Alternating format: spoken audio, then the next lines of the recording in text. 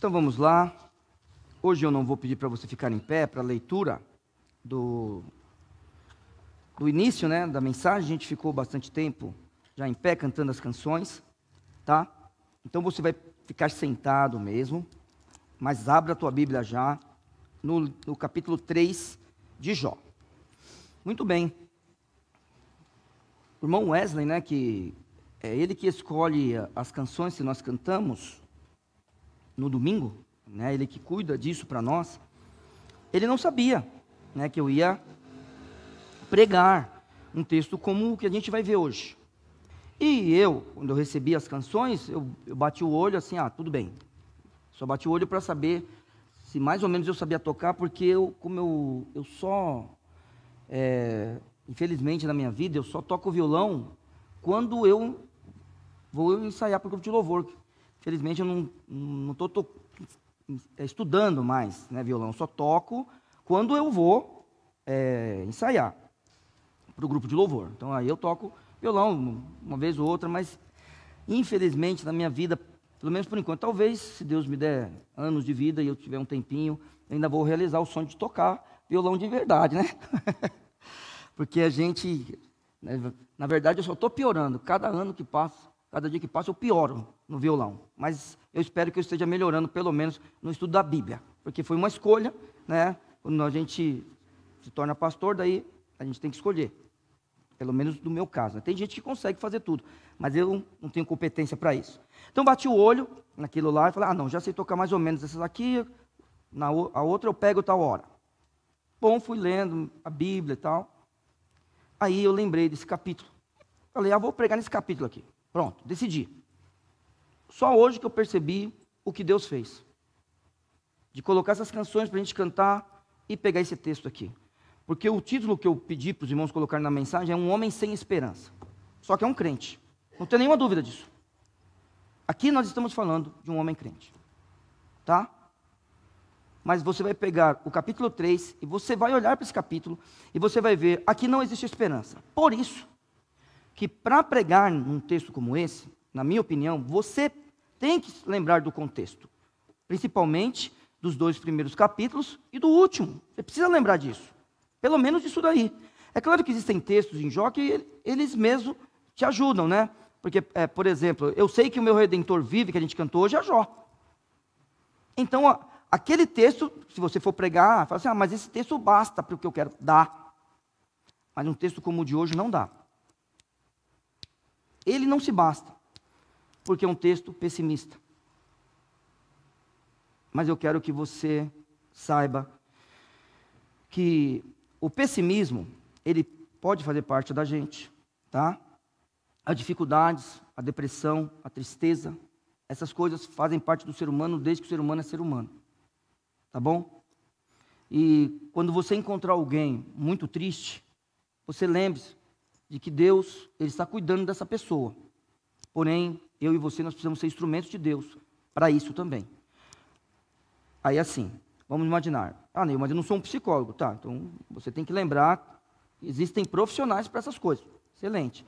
Mas você é um homem, uma mulher, que conhece a palavra do Senhor. E a palavra do Senhor é muito útil para nós, tá? Confortar os corações. Vamos orar. Obrigado, meu Senhor, pela tua palavra. Eu peço que o Senhor abençoe as Escrituras nesse instante e que nós possamos aprender um pouco mais da Bíblia. E que corações possam ser tocados essa noite para conforto, para transformação, para conversão, para decisões importantes no corpo local. Em nome de Jesus. Amém. Muito bem. Então, olhe versos de 1 até 10. Vamos começar aqui, tá? E eu quero que você saiba de uma coisa. Depois disto, então tem uma coisa que é antes do que ele vai fazer agora, que você, que é um leitor da Bíblia, sabe, mas eu vou lembrar, né, ou dizer àqueles que não têm o conhecimento dos capítulos 1 e 2. Muito bem. Depois disto, abriu Jó a sua boca e amaldiçoou o dia e amaldiçoou o seu dia. Muito bem. Aqui, versos de 1 a 10, Jó vai fazer uma coisa. Ele vai amaldiçoar o dia do seu nascimento. É isso que ele vai fazer. Então, perceba o texto, verso 2. E Jó, falando, disse. pereça o dia em que nasci, e a noite em que se disse, foi concebido um homem. Converta-se aquele dia em trevas, e Deus, lá de cima, não tenha cuidado dele, nem resplandeça sobre ele a luz. Contaminem-no as trevas, e a sombra da morte, habitem sobre ele nuvens, a escuridão do dia o espante. Quanto àquela noite, dela se apodere a escuridão, e não se regozije ela entre os dias do ano, e não entre no número dos meses. Que solitária seja aquela noite, e nela não entre voz de júbilo. Amaldiçoem-na aqueles que amaldiçoam o dia.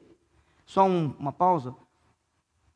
Existiam pessoas, povos, nesta época aqui, lembrando que Jó, pela tradição, é o primeiro livro escrito, que existiam alguns dias que eles não casavam, não faziam festa.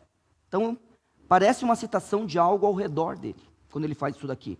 Amaldiçoem-na aqueles que amaldiçoam o dia. Então, por exemplo, 7/7, tinha gente que não fazia nada nisso. Num dia como esse, nada, porque era ruim. Tá? Vamos lá. Então, volto no verso 8. Amaldiçoem-na aqueles que amaldiçoam o dia, que estão prontos para suscitar o seu pranto. Escureçam-se as estrelas do céu, do seu crepúsculo, e que espere a luz e não venha, e não veja as pálpebras da alva, porque não fechou as portas do ventre, nem escondeu dos meus olhos a canseira. Muito bem. Isso aqui é uma coisa absurda. Fazer isso é absurdo. Porque é o seguinte, o que normalmente o ser humano faz? O ser humano amaldiçoa. E quando ele joga uma maldição, ele joga uma maldição para o futuro. Porque não faz sentido amaldiçoar o que já passou. Então, veja bem a tristeza que esse homem está passando. É uma tristeza tal que ele comete um absurdo. Agora vamos lá. Quando é que Jó faz isso? Vamos lembrar? Porque a Bíblia está dizendo, depois disso, quando é que ele faz isso? Então, vamos comigo. Primeira coisa, todos nós aqui, não existe ninguém que seja diferente disso, porque somos seres humanos. Temos um limite de intensidade ou tempo de sofrimento. Todos nós aqui temos. E eu quero que você lembre do seguinte, no capítulo 1, nós estamos falando de um crente. Vamos lá comigo? Vire a página da sua Bíblia. Verso 1, havia um homem na terra de Uz, do capítulo 1, tá? Cujo nome era Jó, e era homem íntegro, reto, temente a Deus e desviava-se do mal. Estamos falando de um crente. Mas depois disso, Jó abriu sua boca. Depois disso, o quê? No capítulo 1, a gente vê esse homem perder os seus bens e perder os seus filhos. Muito bom. Não estou dizendo que para você estar triste ou passar por um momento como esse, você precisa perder bens e filhos. Não é isso. Porque cada um de nós tem um limite de intensidade ou duração de sofrimento. Então eu não sei o quanto eu aguento sofrer ou você aguenta sofrer. Não sei quanto tempo eu aguento sofrer ou você aguenta sofrer. Mas cada um de nós tem um limite. Quando você olha para o capítulo 1, você vê esse homem perder essas coisas. Só para a gente não precisar ler, porque eu vou precisar ler um pedacinho agora da Bíblia. Você lembra quem é que fez o que fez com Jó? Quem foi? A responsabilidade é toda do Senhor, porque Deus faz o bem e o mal, como Ele mesmo disse. Mas o agente de Deus foi Satanás. Joia? Ele mesmo faz isso. Muito bem. No capítulo 1, Jó não tinha ainda atingido esse limite. Eu não sei qual é o seu. E eu também não estou falando que, perder filho não é a pior coisa que existe. É óbvio que é. Mas talvez você perdeu o seu filho Pronto. Você está aguentando. E de repente acontece alguma coisa. Aí você ultrapassa o limite. E aí, irmãos, o que acontece é uma tristeza profunda. O que aconteceu na vida deste homem aqui. E aí não coloque grau de importância. Porque assim, perder o filho é a pior coisa. Está combinado? Ninguém tem dúvida disso? Alguém tem dúvida? Perder o filho é a pior coisa. Este homem aqui perde os bens e os filhos. Então eu quero dizer para você, ele está no limite. Capítulo 1 de Jó, ele está no limite. Capítulo 2, comigo, por favor. Vire a página da sua Bíblia, talvez esteja na mesma, mas olha só. E vindo outro dia, em que os filhos de Deus vieram apresentar-se perante o Senhor, veio também Satanás entre eles, apresentar-se perante o Senhor. Então o Senhor disse a Satanás, de onde vens? E respondeu Satanás ao Senhor e disse, de rodear a terra e passear por ela. E disse o Senhor a Satanás, observaste o meu servo Jó? Porque ninguém há na terra semelhante a ele, homem íntegro e reto, temente a Deus, e que se desvia do mal, e que ainda, olha irmãos, o limite, retém, a Bíblia está falando para nós, e que ainda retém sua sinceridade, havendo-me tu incitado contra ele, para o consumir sem causa. Esse homem está suportando ou não? Está. De novo, cada um de nós tem um limite de intensidade ou duração de sofrimento. Quando alguém passar pelo que Jó estava passando, eu e você precisamos ser agentes de Deus. Continue o texto comigo. Verso 4, capítulo 2 de Jó. Então Satanás respondeu ao Senhor e disse, pele por pele, e tudo quanto o homem tem dará pela sua vida.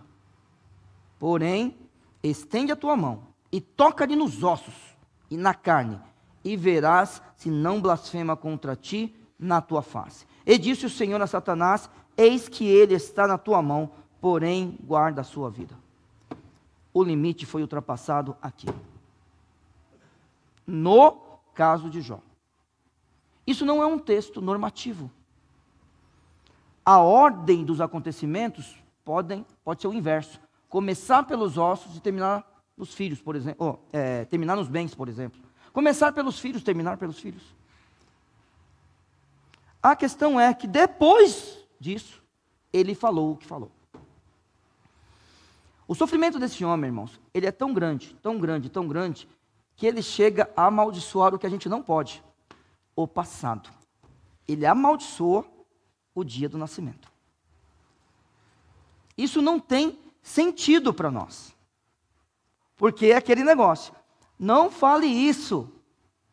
Porque pode acontecer. Já viu as pessoas falarem essas coisas? Né? Aí a gente continua o texto. Porque esse homem agora, ele vai começar a falar dele, do que ele queria, de Deus. Ele vai falar o que ele fez para que tudo isso acontecesse. Ele vai perguntar o que ele fez para que tudo isso acontecesse. Então, é isso que esse homem vai fazer. Comigo, por favor, versos 11 e 12. Porque ele deseja a morte. Eu não sei se isso já passou pela cabeça de alguém. Mas eu quero dizer a você, este homem está sem esperança. Porque ele diz, por que não morri? Por que não morri eu desde a madre? E em saindo do ventre, não expirei. Por que me receberam os joelhos? E por que os peitos para que mamasse? Aí sabe o que ele diz? Seria melhor para mim se eu tivesse morrido. A melhor coisa que existiria para ele, né, na sua forma de pensar, é que ele não houvesse existido. Irmãos, isso é duro para o ser humano. Sabe por que é duro para o ser humano? Quero insistir com os irmãos. Nós fomos criados para viver. Um dia Deus nos deu vida. para nos relacionarmos com Ele, que é a própria vida. E nessa relação, vivermos. E nessa relação em que a gente foi criado para viver, a gente peca e morre, Ele nos dá uma chance de ainda ter vida e vida eterna. Ele nos dá uma chance de ainda ter vida e vida abundante. E é a partir de agora. Em Cristo Jesus, é isso que Ele faz por mim e por você. Mas pode acontecer de um crente em Cristo Jesus passar por um momento como esse. Não seria melhor que eu tivesse morrido? Olhe como eu estou agora. Melhor seria se eu não estivesse aqui. Pode acontecer. E eu também, vamos lá com bastante cuidado, né, Dani? Porque eu não estou trazendo diagnóstico de ninguém. Eu sou um pregador da palavra, não um psicólogo. Se a gente precisa de um diagnóstico, a gente precisa de um médico, de um psicólogo, de alguma coisa assim. Agora, nós, pastores e crentes, a gente tem a palavra do Senhor para ajudar aqueles que precisam da gente. Porque eu quero te dizer uma coisa. Psicólogo, só ele não trará solução para você. Remédio, só ele não trará solução para você. Isso são coisas que te ajudam e você deve procurar. Outro dia tinha uma irmã em casa, na minha casa, e nós conversando sobre isso. Sabe qual o conselho que eu dei? Vá procurar um médico.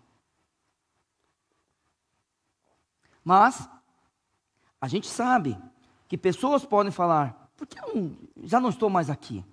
Sabe, seria melhor, verso 13, olhe comigo. Porque já agora jazeria, e repousaria, e dormiria, e então haveria repouso para mim. Pronto.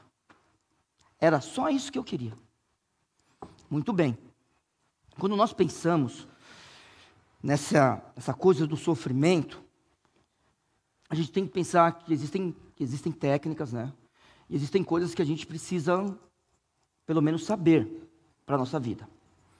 Então, muitas vezes, o que a gente precisa fazer é focar no momento. A gente precisa focar no momento. Quando a gente foca no momento, aquilo que tira de nós o sofrimento, muitas vezes é mudança de ambiente. Então, olha só, presta atenção nisso daqui. Você já viu alguém que perdeu uma pessoa querida e deixou, por exemplo, o quarto daquela pessoa do jeito que estava no último dia que ela ficou lá? Essa pessoa está em luto sempre. Você já viu aquela pessoa que, ao perder alguém querido, simplesmente doou tudo dela? Está vendo? Essa pessoa rapidamente saiu do luto. Mudança de ambiente. O foco para amenizar o sofrimento, quando a gente está focado no momento, é a mudança de ambiente. Quer ver um outro exemplo? Já viu pessoas que tiveram um problema na igreja e mudaram de igreja? Já viu isso? Já viu? Talvez aconteceu isso com você. O que acontece é que você teve que focar no momento. E ao focar no momento, você falou, a única coisa que eu posso fazer é mudar de ambiente. Mudou de igreja. Todo mundo que muda de São José para algum lugar, eu digo, nunca mais volte. Olha que duro, hein? E todo mundo que chega aqui, eu falo, nunca mais saia. Ô Neil, e aqueles que foram embora, se voltarem? Volte, e eu vou dizer para eles, nunca mais saia. Por quê? No caso de sermos crentes, sermos uma igreja, o que a gente tem que pensar é assim, o ideal é que a gente se converta e fique firme na igreja que a gente se converteu. Esse é o ideal. Mas pode acontecer de algo nos fazer sofrer tanto, que a gente precisa mudar de ambiente. Ótimo. Quando for mudar, procure o lugar certo, para que você fique lá até o fim. Entende? Mas se por acaso eu errei, Neil, quero voltar. Volte, então fique aqui, agora não fale mais nada. Entende? Pode acontecer. A mudança o foco tem que ser na mudança de ambiente. Muito bem. Mas só que o foco também pode ser no interior. No interior da pessoa. Irmãos, olhe para Jó. Jó tinha como mudar o ambiente. Se você não sabe a resposta, leia o livro de Jó. Só que eu quero compartilhar na minha opinião. Eu creio que Jó não podia mudar de ambiente. Então, eu sei, olha, talvez o Henrique está assistindo, a Dani está aqui. Eu não sei as técnicas que tem na psicologia, tá? Só estou falando, essa não é possível que não exista. Mudança de ambiente, de vez em quando tem que mudar. Algum psicólogo deve falar isso. Certo? Mas muitas vezes o nosso foco para reduzir o sofrimento tem que estar no interior. No interior. Então a gente precisa de um fortalecimento emocional, muitas vezes. A gente precisa de apoio social. Entende? Ou nós precisamos buscar um significado no sofrimento. Olhe para Jesus. Jesus, no monte do Getsêmani, estava sangrando. E dizendo que a alma dele estava triste até a morte. Sabe o que ele fez? Buscou um significado para morrer. Eu não quero ficar longe do Senhor. Pai, se possível for, passa de mim esse cálice. Mas não faça a minha vontade, mas a tua. Buscou significado para o sofrimento. E se o teu sofrimento tem significado, se o teu sofrimento glorifica a Deus, faça como Cristo. Se o teu sofrimento faz com que você louve a Deus, faça como Pedro escreveu. Faça isso. Essa é a sua vida. Ou nem, mas eu vou aceitar isso? Não estou falando de aceitar nada. Eu estou falando de momentos de tristeza. Eu estou falando talvez de alguém que está passando uma tristeza profunda. Será que você consegue glorificar a Deus mesmo nesse momento? Irmãos, o ideal é isso. Porque senão vamos nos tornar pessoas sem esperança. Mais uma vez digo, e eu vou dizer todas as vezes que eu achar que por acaso eu serei mal interpretado. Nós estamos num texto em que um crente não tem esperança. Pronto. Nós estamos num texto em que a pessoa está falando, por que eu não morri? Nós estamos nesse texto. E aí, a gente começa a ter aprendizados que depois serão normatizados. Isso é que é interessante. Porque amaldiçoar o passado vai normatizar isso? Não tem sentido. Ninguém amaldiçoou o passado. Pedir a morte, isso não é característica daquele aquele que doa a vida e daquele que recebe a vida do doador da vida. Não. Pedir a morte? Não. Mas aí a Bíblia nos ensina algumas coisas.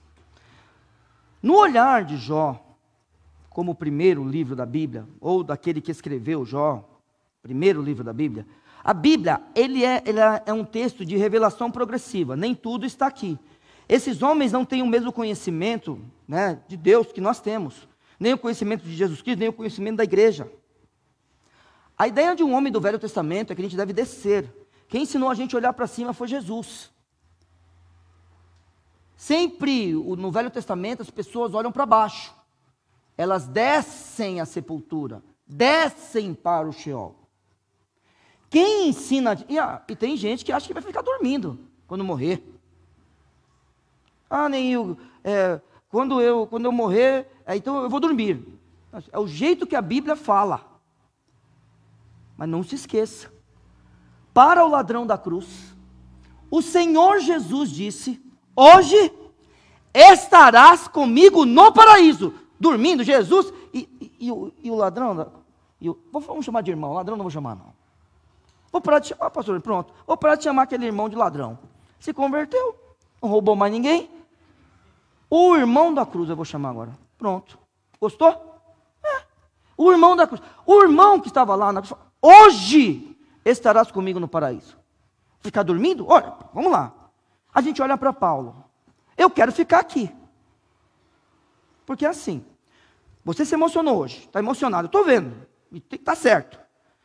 Claro que você quer seu avô aqui. E ele também quer ficar. Você acha que ele quer morrer? Uma coisa gostosa dessa aqui para ele ver? que passou, mãe, filha, daqui a pouco, senhor, já, que fofura. Todo mundo quer ficar vivo. Mas quando a gente olha para Paulo, ele diz, estar com Cristo é melhor. Então, se estar com Cristo é melhor, eu vou desejar morrer? Percebe? É o sofrimento do ser humano. O ser humano passa por isso. A gente não vai pedir para morrer. Então é claro que isso não vai ser uma norma para nós. Mas a ideia da sepultura deixa todo mundo na mesma condição, pelo menos no olhar de Jó. Porque hoje é claro que tem diferença em estar com Cristo e não estar.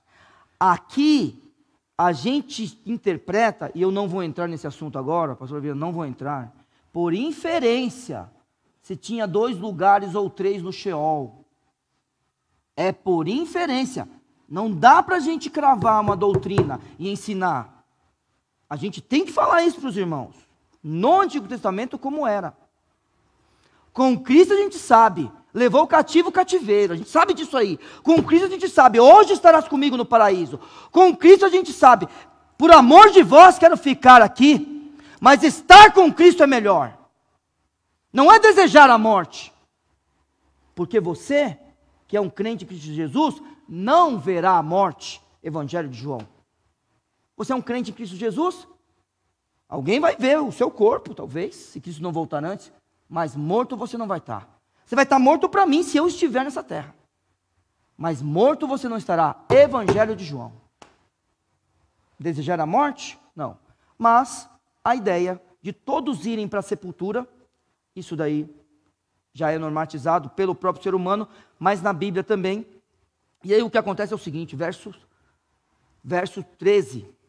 Porque agora já jazeria e repousaria, dormiria e então haveria repouso para mim. Aí ele diz, com os reis e conselheiros da terra, que para si edificaram casas nos lugares assolados. Ou com os príncipes, que possuem ouro, que enchem as suas casas. E aí ele fala, olha, não importa se é rei, se é príncipe. Ou como o aborto oculto, não existiria. Como as crianças que não viram a luz. Pronto. Não importa se é rei, não importa se é um qualquer desconhecido. Não importa se é um príncipe. Não importa se é uma criança que nunca teve dias. Todos irão para lá. Eu seria desse jeito. E ele quer se igualar a isso. Vem aí a Bíblia normatizando algumas coisas para nós. Porque agora ele vai dizer que todos os homens são iguais. E aí todos nós realmente somos iguais. Quando a gente pensa na humanidade. Não existe diferença entre os seres humanos. Muito bem. Hoje eu ouvi uma frase, né? Eu não sou religioso. Eu ouvi essa frase. Mas eu acredito numa força do bem e numa força do mal. Eu acredito que exista o bem e o mal. Muito bem. A minha questão para esse tipo de coisa é: você acredita no bem e no mal? Então, se existe um bem, é porque alguém decidiu isso. Porque isso não pode estar em mim e em você.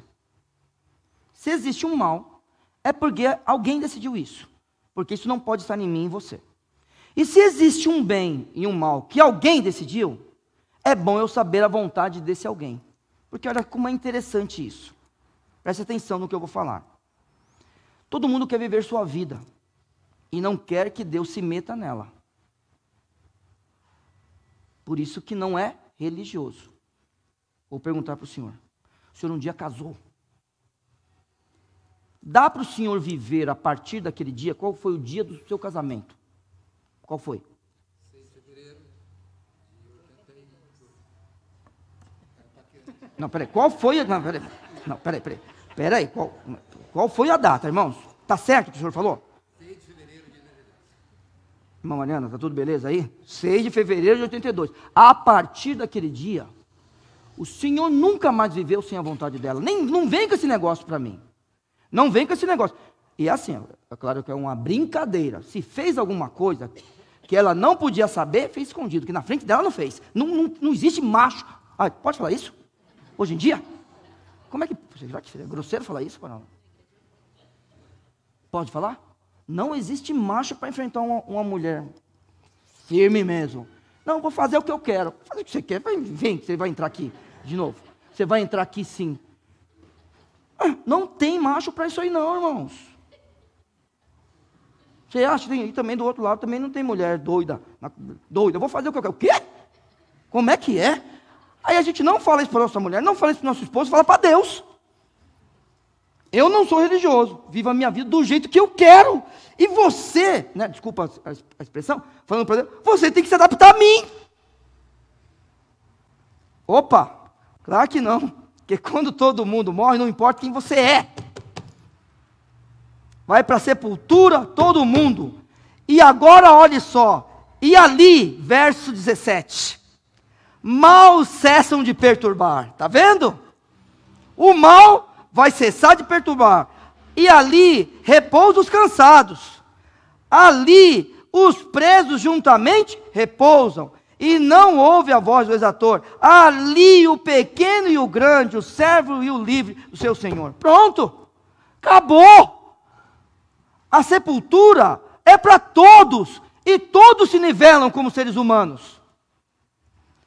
Quer viver de qualquer jeito? É isso que nos espera. É claro que eu sei que Jó não tem o livro de Apocalipse já escrito para ele. Eu sei que Jó nunca ouviu o Evangelho de João, o Evangelho de Marcos, o Evangelho de Lucas, o Evangelho de Mateus, nunca leu as cartas de Paulo. Eu sei que Jó não leu os Salmos de Davi. Eu sei disso. E é por isso que este homem, que é temente a Deus, desvia-se do mal. Oh, meu pai, perdi a ordem aqui. Não, é íntegro, reto, desculpa. Temente a Deus e desvia-se do mal, ele está falando essas coisas. Eu sei por quê. E a gente não pode esquecer disso. Sofrimento. Ali o pequeno e o grande, o servo e o livre do seu Senhor, eles vão ficar ali. Não importa quem ele é. Muito bem. Isso é uma coisa comum entre crentes? Vamos lá? Vamos lá? Lembra? Algumas vezes a gente precisa olhar para dentro de si, para o interior. Porque a gente precisa de fortalecimento emocional, a gente precisa daquele apoio social, ou a gente precisa encontrar um significado. Sabe quem traz isso para nós? A religião. Qualquer um aqui que conversou, frequentou, ou teve alguém na sua vida que foi viciado, sabe que todos aqueles que têm uma religião saem mais fácil do seu vício. E pegue o lema, por exemplo, dos Alcoólicos Anônimos. Qual é o lema? Quem sabe? É viver, eu sei, é viver cada dia, né? Tem um negócio assim, não tem? Mas tem um que é mais legal. É esse aqui, ó. Eu sou um alcoólatra. Em fase de recuperação. Aí vamos imaginar que faz 22 anos, 3 meses e 4 dias que não bebo. Sabe por que dá certo? Porque é bíblico. Ah, como, Neil? Não pode ser bíblico. Todos nós reconhecemos que somos pecadores? Estamos em processo de santificação? Há quanto tempo? Sabe por que o lema deles dá certo? Porque, sem saber, eles basearam isso nas Escrituras. Tudo o que o homem quiser, ou fizer, sabe? Pegue o verbo que você gosta mais. Que for baseado nas Escrituras, dará certo. É uma coisa comum dos crentes isso daqui? Então agora, como a gente me deram um tempinho a mais, vamos ver. Vamos atrás? Vamos? Salmo 51. Aí você vê, o que Davi fez? Davi mudou de ambiente?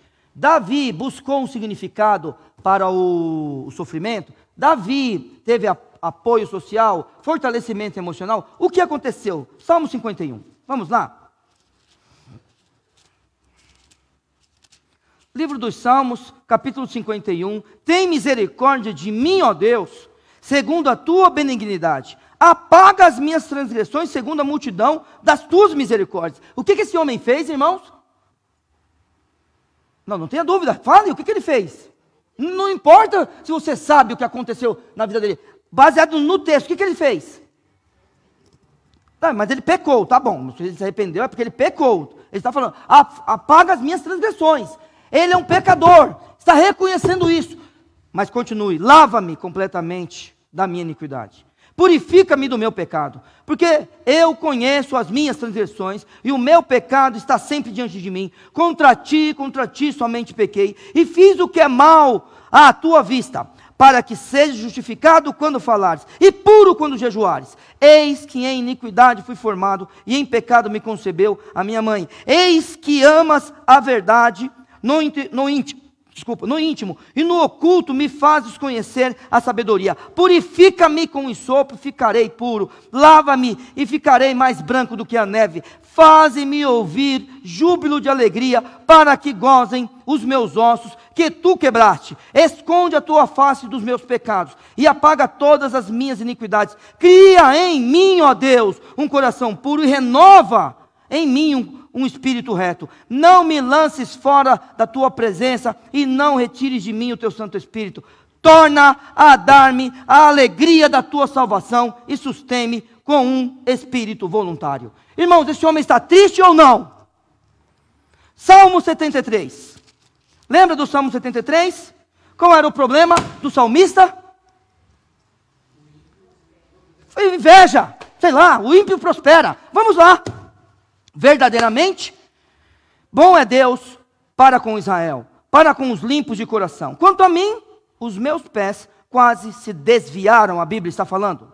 Pouco faltou para que escorregasse os meus passos. Pois eu tinha inveja dos nécios, quando via a prosperidade dos ímpios. Porque não há apertos em sua morte, mas firme está a sua força. Não se acham em trabalhos como outros homens, nem são afligidos como os outros homens. Por isso a soberba os cerca como um colar, vestem-se de violência como de adorno. Os olhos deles estão inchados de gordura, eles têm mais do que o coração podia desejar. São corrompidos e tratam-lhe maliciosamente de opressão, falam arrogantemente, põem as suas bocas contra os céus, e a sua língua andam na terra, andam pela terra. Por isso o povo dele volta aqui, e águas de copo cheio se lhe espremem. E eles dizem, como sabe Deus? Há conhecimento no Altíssimo? Eis que esses são ímpios e prosperam no mundo, aumentam em riquezas. Na verdade, veja se ele está triste ou não, que em vão tenho purificado o meu coração. Já se sentiu assim? Lavei as minhas mãos da inocência, pois todo dia tenho sido afligido e castigado cada manhã. Se eu dissesse, falarei assim, eis que ofenderia a geração dos teus filhos. Quando pensava em entender isso, foi para mim muito doloroso. Está triste ou não? E a Bíblia diz, para nosso conforto, até que entrei no santuário de Deus, então entendi eu o fim deles. Está triste ou não?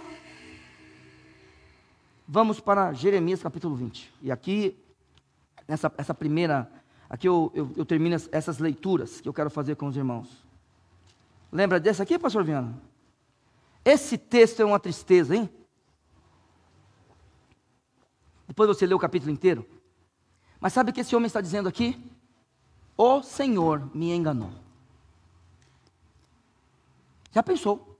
Um homem dizer isso para Deus? O Senhor está mentindo para mim. Vamos lá? Jeremias, capítulo 20, verso 7. Persuadiste-me, ó Deus, e persuadido fiquei. Mais forte foste do que eu, e prevaleceste. Sirvo de escárnio todo dia. Cada um deles zomba de mim. Porque desde que falo e grito, clamo, violência e destruição, porque se tornou a palavra do Senhor um opróbrio e um ludíbrio todo dia. Então disse eu, não me lembrarei dele. Olha isso aí, está triste ou não está? não me lembrarei dele, e não falarei mais do seu nome. Mas aí a Bíblia, para o nosso consolo, diz: mas isso foi no meu coração como fogo ardente, encerrado nos meus ossos. Estou fatigado de sofrer e não posso mais. Ele não vai desistir, tá?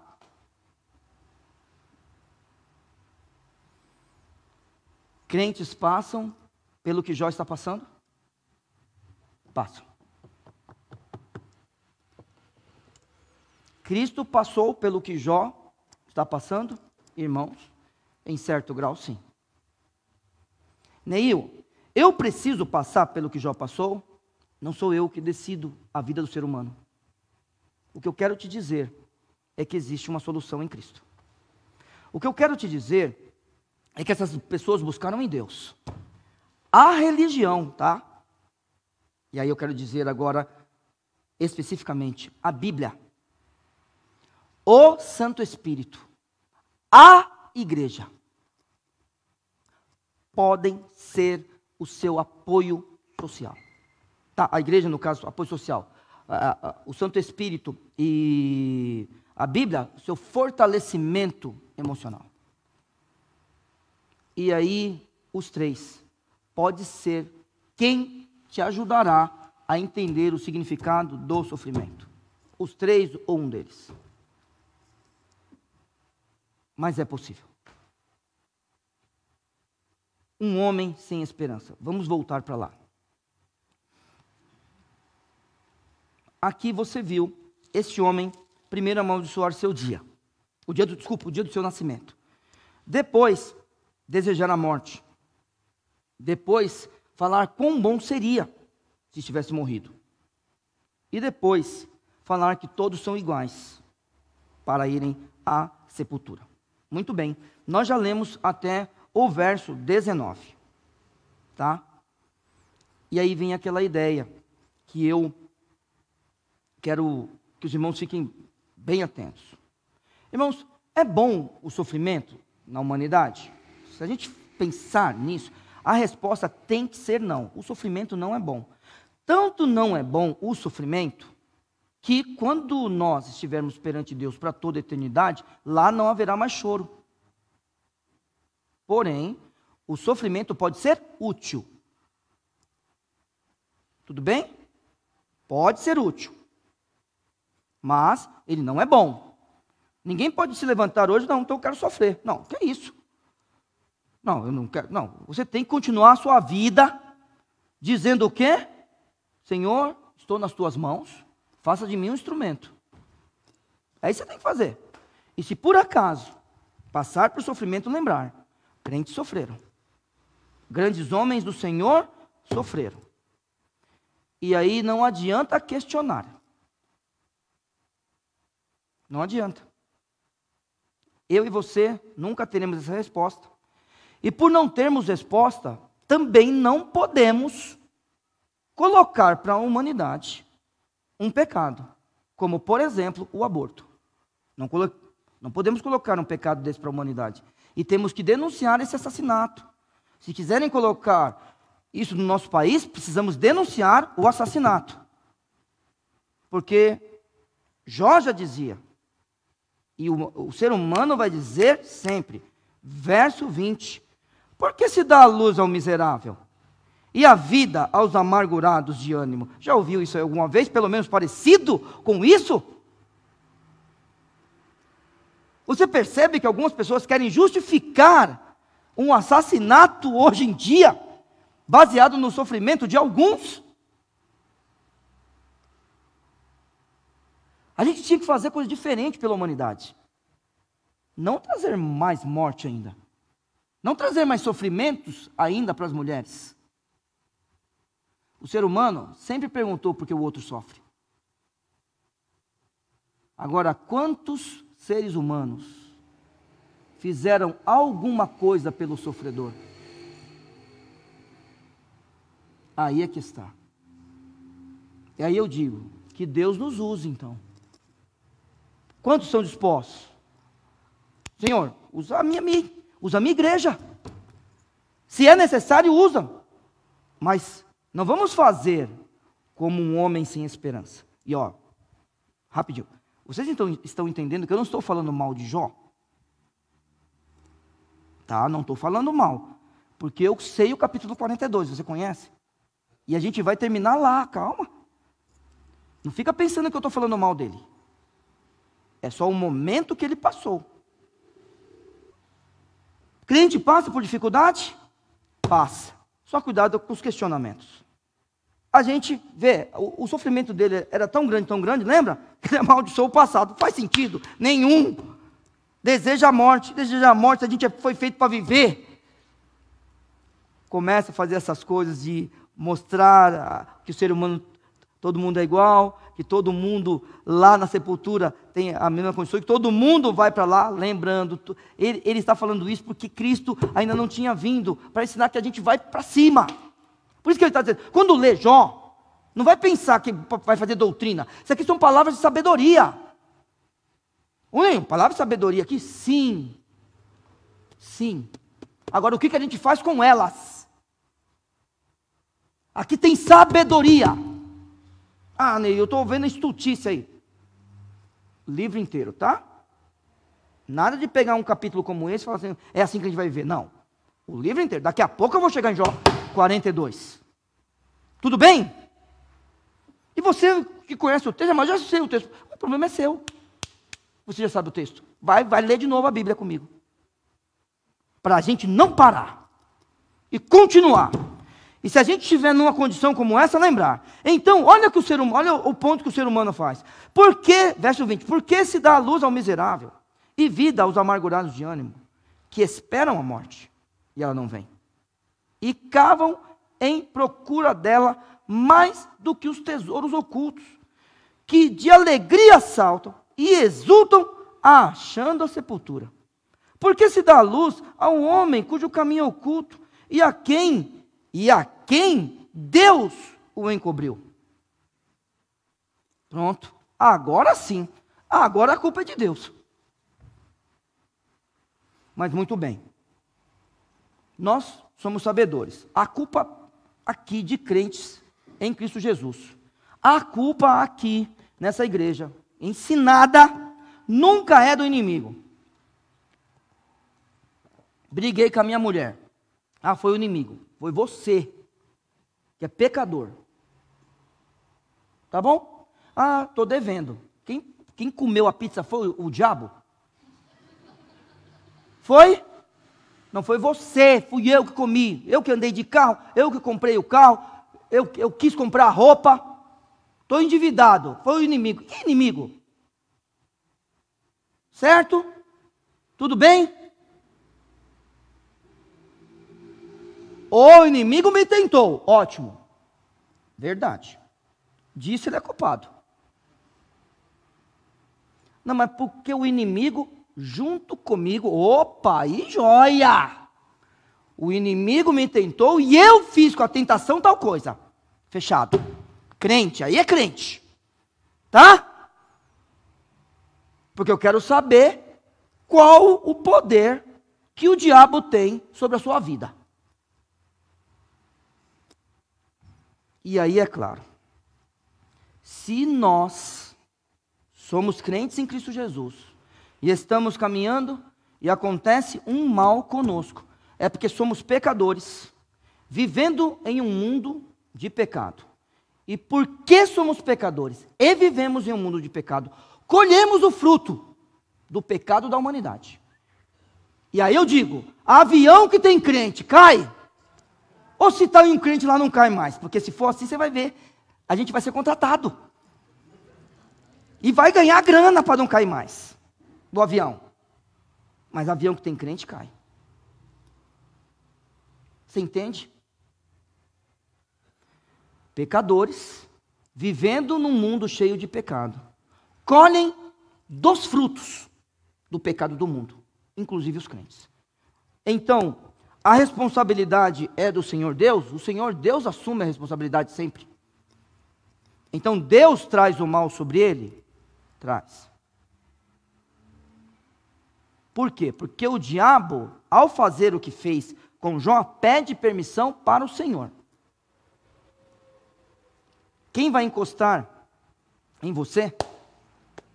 Você está nas mãos de Jesus e nas mãos do Pai. Não tem como encostar. Só que daí é claro que eu e você, nós somos pecadores. E aí existe uma luta aqui dentro, entre a carne e o Espírito, para que eu e você a gente não faça o que a gente quer. Porque o Espírito está pronto, mas a carne é fraca. Pronto, excelente. Muito bem. Então, Neil, tem coisas que acontecem comigo, que a culpa não é minha? Tem, irmãos. Tem, isso é bíblico. Para todo lugar tem aqui. Pega o ministério de Moisés. Obedeceu a Deus ou não obedeceu? Obedeceu. Eu sei que ele é pecador, tá, irmãos? Ele obedeceu. O povo fez o que com ele? Queria matar. Eu fiz tudo certo, então vão me matar? É. A culpa não é dele. Paulo, Pedro, obedece a Deus, prisão. Tiago, obedece a Deus, espada. Então existem coisas que acontecem comigo que não é minha culpa? Sim, porque a gente vive num mundo de pecado e colhe desses frutos. Tá? Ótimo. Vamos para o final da mensagem. Nós vamos para o verso 24, e aí perceba Jó. Talvez você esteja nessa condição aqui. Porque antes do meu pão vem o meu suspiro, e os meus gemidos se derramam como água. Está vendo o sofrimento dele? Porque aquilo que temia me sobreveio. Olha que coisa, irmãos, não quero esticar mais a mensagem. Mas não é interessante isso daqui que ele fala? Eu tinha medo disso aqui. Mas eu quero insistir. Ele é um homem íntegro, reto, temente a Deus, se desvia do mal. Palavra de Deus. É um crente. Porque aquilo que eu temia me sobreveio, e o que receava me aconteceu. Olha as palavras desse homem. Nunca estive tranquilo, nem sosseguei, nem repousei, mas sobre mim veio a perturbação. Um homem sem esperança. Ele está falando, eu tinha medo que acontecesse isso comigo. E eu fazia a minha parte. Não quero discutir isso aqui, só quero que você saiba. Porque quero ir para o final da mensagem.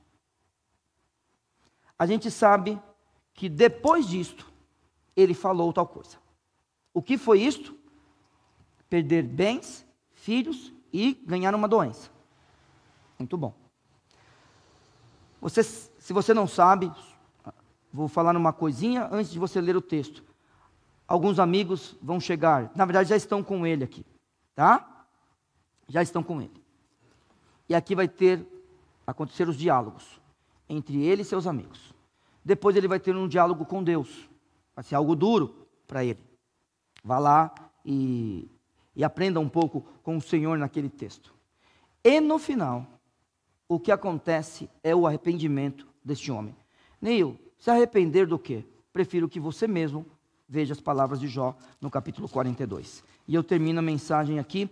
Peço que os irmãos do grupo de louvor já fiquem atentos, porque nós vamos cantar daqui a pouco. Capítulo 42, depois de um diálogo com o Senhor. Se você tem uma Bíblia como a minha, acima do capítulo 42 está escrito o quê? Jó arrepende-se, não é isso? Se arrepender do quê? Irmãos, quando nós nos encontramos com Deus, não existe ninguém correto perante Ele. Não existe ninguém santo perante Ele. Não existe ninguém justo perante Ele. Na verdade, quando nós cantamos justificado eu fui, santificado eu sou, isso são declarações do Senhor. Então é assim. Quando eu me converto, o Senhor declara. Por exemplo, o senhor é advogado, né? Vamos lá. Existe um juiz. O juiz, veja se eu estou errado. Quando tem alguma coisa contra mim, o juiz julga. E ele declara. Ele fala, não, está tal coisa. Isto não significa que o que ele falou é verdade sobre a minha pessoa. Ele declarou. A lei reconhece a autoridade dele. Ótimo, beleza. Deus, eu não sou justo. É claro que não. Eu quero estar longe dele. Quando ele chega perto de mim, eu vou para dentro das árvores. Para dentro do bosque, me esconder nas árvores. Aí ele chama o meu nome e eu saio das árvores, do bosque. Saio de lá da floresta. Saio da mata, sei lá, fala o que você quiser. Mas era lá que eu estava. E aí ele declara que é justo. Ele declara que é santo. E devido à declaração dele, a força que ela tem, a partir daquele momento, perante os céus e a terra, eu sou justo e santo. Certo? Então, pecadores, quando se encontram com Deus, fazem como Jó. Então Jó respondeu ao Senhor dizendo: bem sei eu que tudo podes, inclusive permitir que Satanás faça o que faça com Jó. Tudo ele pode. E que nenhum dos teus propósitos pode ser impedido. Vamos lá? Deus tem um propósito para a minha vida? O problema, sabe qual é? É se eu estou nos propósitos de Deus para a minha vida. Pense nisso, tá? Amanhã, quando você acordar, pense assim, de que forma posso ser útil para o Senhor? Pensa desse jeito. Quem é este que sem conhecimento encobre o conselho? Por isso relatei o que não entendia. Coisas que para mim eram inescrutáveis e que eu não entendia. Está entendendo agora o capítulo 3? Escuta-me, pois, e eu falarei. Eu te perguntarei e tu me ensinarás. Com o ouvir dos meus ouvidos ouvi, mas agora te veem os meus olhos. Por isso me abomino e me arrependo no pó e na cinza. Pronto. Que Deus te abençoe. Tá? Se você está na posição de sofredor, que essa mensagem tenha te ajudado. Se você está na posição daquele que precisa ajudar o sofredor, lembre-se, sofrer é da humanidade pecadora. Vamos orar. Obrigado, Senhor Deus, porque o Senhor tem nos sustentado. Abençoe o teu povo, abençoe os teus servos e ajude aqueles, ó Senhor Deus, que devem se achegar. Em nome de Jesus. Amém.